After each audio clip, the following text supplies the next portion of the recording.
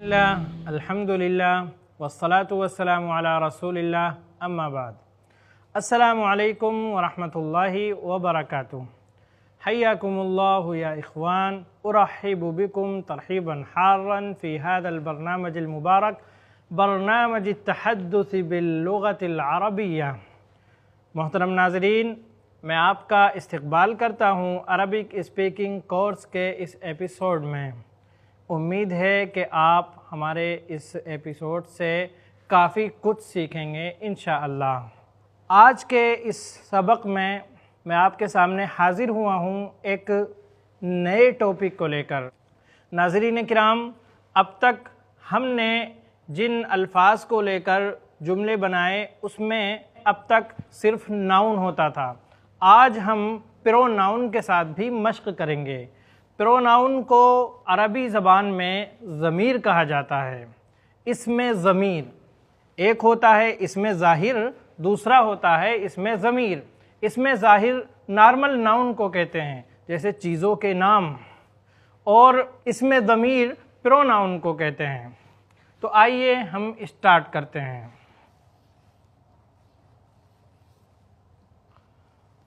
ज़मीर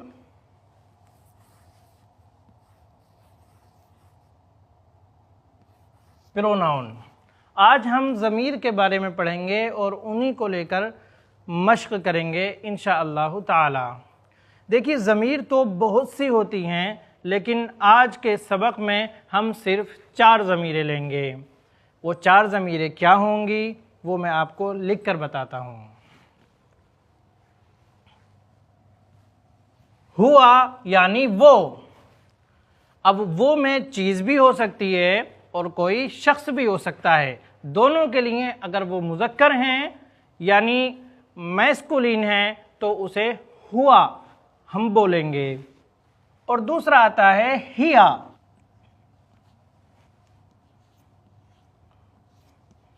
हिया के माना भी वो होते हैं, लेकिन हिया ये मुअन्नस के लिए बोला जाता है, जिसे इंग्लिश में फेमिनिन कहते हैं। फेमिनिन के लिए हिया इस्तेमाल होता है अरबी ज़बान में। अब चाहें वो कोई ख़ातून हो, कोई शख्स हो, या फिर वो किसी चीज़ का नाम हो। अगर हम फेमिनिन के लिए ज़मीर का इस्तेमाल करेंगे तो वहाँ पर हिया आएगा। तीसरी ज़मीर जो आज के दर्स में हम लेंगे वो है अंता। अंता यानी तुम। अगर हमारे सामने एक शख्स है और मैस्कुलिन है, वो मुज़क्कर है, तो हम उसके लिए अंता इस्तेमाल करेंगे। और चौथी ज़मीर जो हम आज सीखने वाले हैं वो है अना।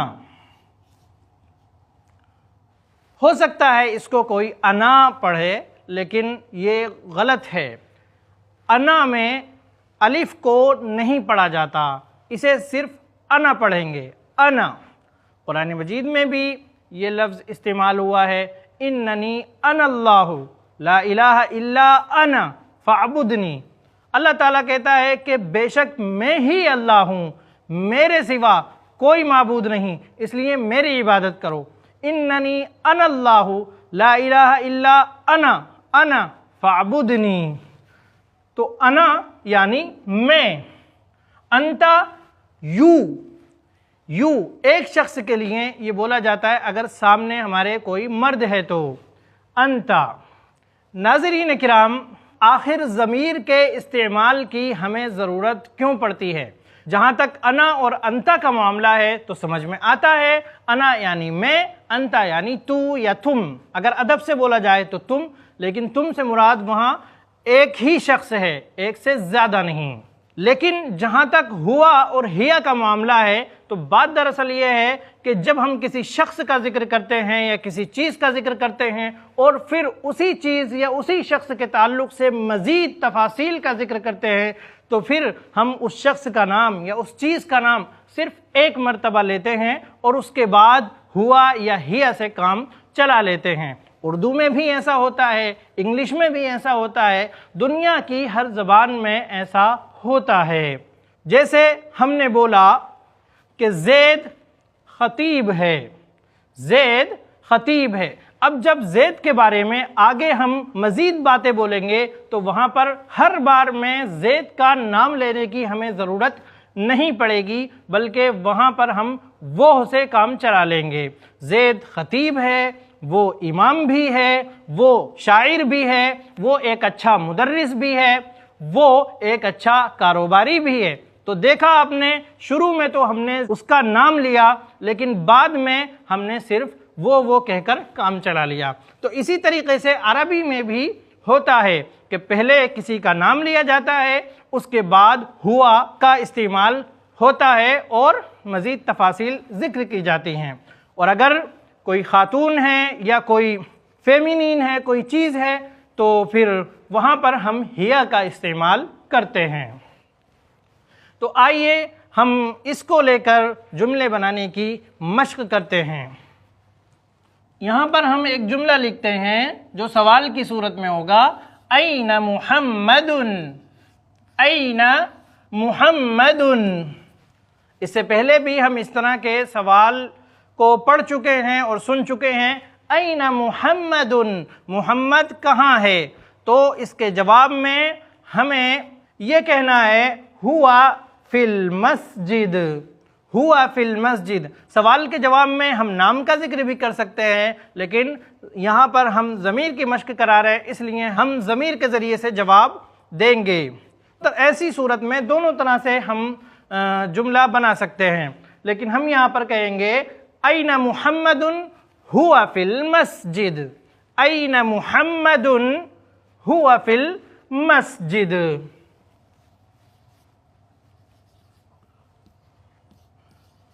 اسی طریقے سے اگر ہم کسی خاتون کے بارے میں سوال کرتے ہیں، این فاطمۃ، این فاطمۃ، اور ہمیں اس کے بارے میں کہنا ہے کہ وہ مسجد میں ہے، تو ہم کیا کہیں گے؟ ہم ہوا کو ہیا سے بدل دیں گے، ہیا، ہیا فی المسجد، ہیا فی المسجد، یعنی فاطمہ مسجد میں ہے۔ ناظرین کرام، اسی طریقے سے اگر کسی چیز کے بارے میں سوال کیا جا رہا ہے، تب بھی اگر وہ مذکر ہے یعنی میسکولین ہے تو ہم اس کا جواب ہوا کے ذریعے سے دے سکتے ہیں، اور اگر وہ فیمینین ہے یعنی مؤنث ہے تو ہم اس کا جواب ہیا کے ذریعے سے دے سکتے ہیں۔ جیسے پوچھا جائے، این الدلو، دلون کے معنی ہوتے ہیں بالٹی، این الدلو، تو آپ کہہ سکتے ہیں ہوا فی الحمام۔ این الجوال، آپ کہہ سکتے ہیں ہوا فی الجیب، ہوا فی الجیب، یعنی وہ سے مراد یہاں پر کیا ہے؟ جوال ہے، ہوا فی الجیب، وہ جیب میں ہے۔ اب اسی طریقے سے اگر مؤنث کے بارے میں سوال ہو، این الساعۃ، گھڑی کہاں ہے؟ دیکھیے عربی زبان میں جس لفظ کے آخر میں گولتا آ جاتی ہے وہ لفظ مؤنث ہو جاتا ہے۔ جیسے ساعتن، تو آپ نے دیکھا یہ جو ہے گولتا ہے، تو یہ لفظ مؤنث کہلائے گا، فیمینین کہلائے گا۔ اگر ہم سے کوئی پوچھے این الساعۃ، تو ہم اس کا جواب اگر ضمیر کو استعمال کرتے ہوئے دیں گے تو ہم یہ نہیں کہیں گے ہوا علی الجدار، بلکہ یہ کہیں گے ہی علی الجدار، ہی علی الجدار۔ پوچھا جائے این الثلاجۃ، این الثلاجہ، تو آپ کہہ سکتے ہیں ہی فی المطبخ، ثلاجہ یعنی فریج، اور اس کے آخر میں تا آ رہی ہے تو وہ بھی مؤنث ہے، آپ کہہ سکتے ہیں ہی فی المطبخ۔ این الغسالۃ، ہی فی الحمام۔ این السیارۃ، ہی فی الموقف۔ این السیارہ یعنی کار کہاں ہے؟ ہی فی الموقف، موقفن کے معنی ہوتے ہیں پارکنگ۔ این السیارہ، ہی فی الموقف۔ زید مریض، زید مریض۔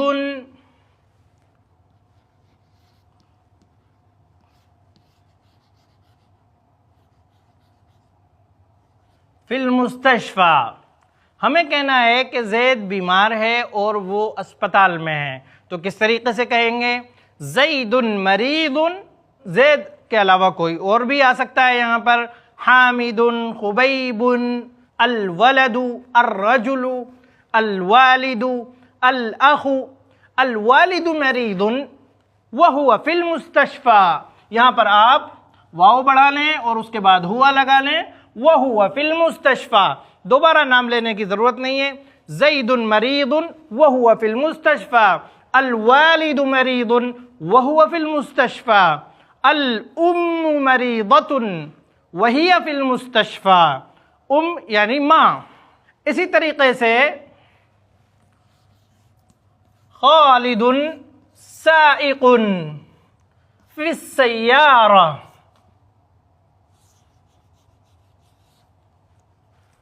خالد سائق، سائق کے معنی ہوتے ہیں ڈرائیور. خالد سائق، خالد ایک ڈرائیور ہے. اب ہمیں یہ کہنا ہے وہ گاڑی میں ہے، وہ کار میں ہے، تو کس طریقے سے کہیں گے؟ ہوا فی السیارہ، یہاں پر ہم ہوا کا اضافہ کر لیں گے. ہوا فی السیارہ، وہ کار میں ہے. اسی طریقے سے ہم کہنا چاہتے ہیں فی الماء سمکن، پانی میں مچھلی ہے. اب ہمیں کہنا ہے وہ زندہ ہے، تو کس طریقے سے کہیں گے؟ وَهُوَ حَيٌّ، حیٌّ کے معنی ہوتے ہیں زندہ. اللہ کے ناموں میں سے بھی ایک نام الحیّ ہے، الحیّ.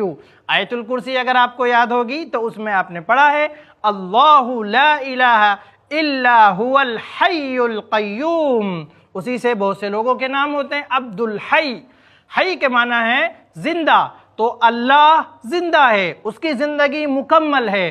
ہم بھی زندہ ہیں لیکن ہماری زندگی ناقص ہے، ہمیں موت سے دوچار ہونا پڑے گا، جبکہ اللہ کو نہ نیند آتی ہے، نہ اونگ آتی ہے، اور نہ اسے موت سے ہی سابقہ پڑے گا. تو اللہ حقیقت میں حی ہے.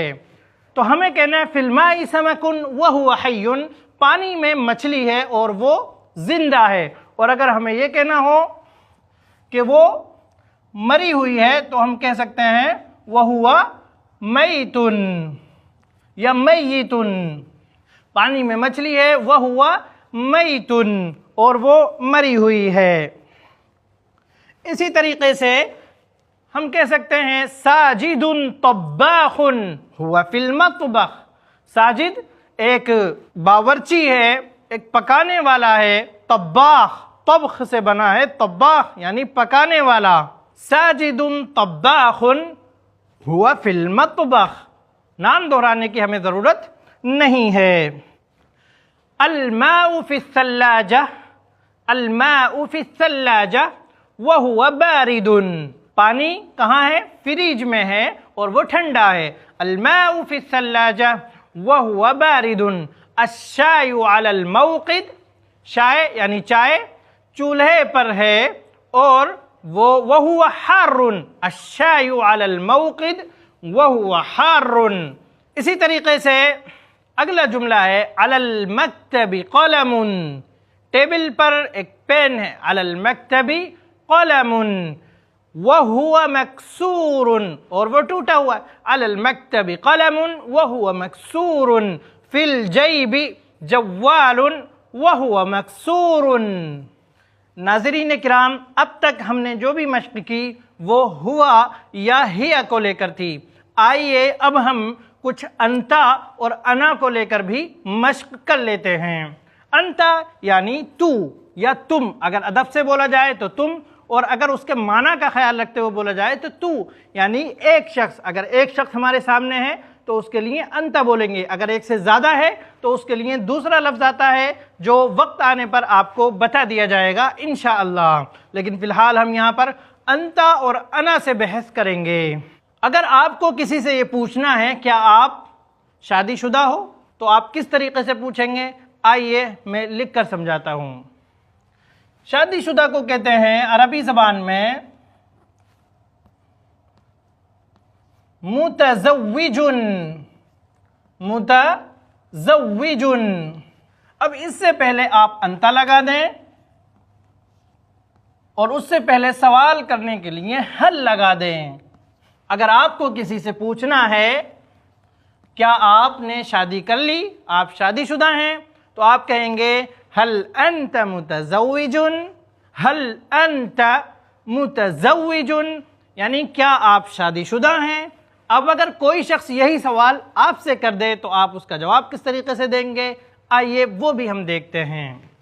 سوال دو طریقے سے دیا جا سکتا ہے، یس اور نو، ہاں یا نہیں۔ تو عربی میں ہم کہیں گے اگر ہمیں ہاں میں جواب دینا ہے، ہم نے شادی کر لی ہے، تو ہم کہہ سکتے ہیں نعم، نعم انا متزوج۔ نعم سے بھی آپ کا کام چل جائے گا، لیکن اگر آپ مزید وضاحت کرنا چاہتے ہیں تو آپ جملے کو دہرا دیں گے، لیکن جملے کو دہراتے وقت آپ انتا کے بجائے انا کا استعمال کریں گے۔ ظاہر سی بات ہے، جب آپ سے سوال کیا جائے گا کیا تم شادی شدہ ہو، تو پھر آپ تم کو جواب میں نہیں رکھیں گے، شادی شدہ کو آپ جواب میں رکھیں گے، لیکن تم کی جگہ آپ میں کا پریوگ کریں گے۔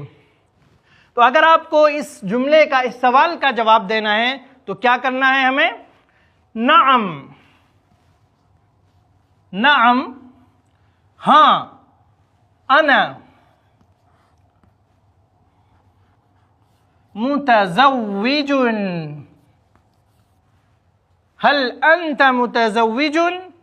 نعم انا متزوج۔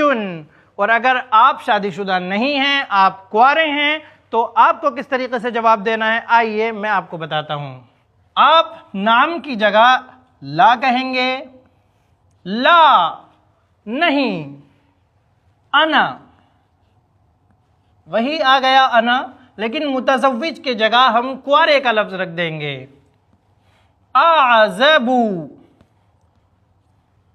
دیکھیے اعزبو افعلو کے وزن پر ہے، اس لیے یہاں پر تنوین نہیں آئے گی، یہ غیر منصرف میں سے ہے۔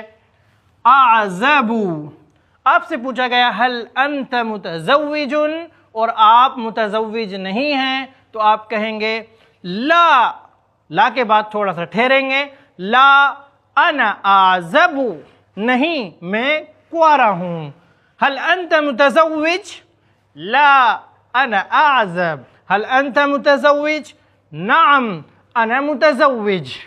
آئیے اسی پیٹرن پر ہم مزید کچھ چیزوں کی مشق کرتے ہیں۔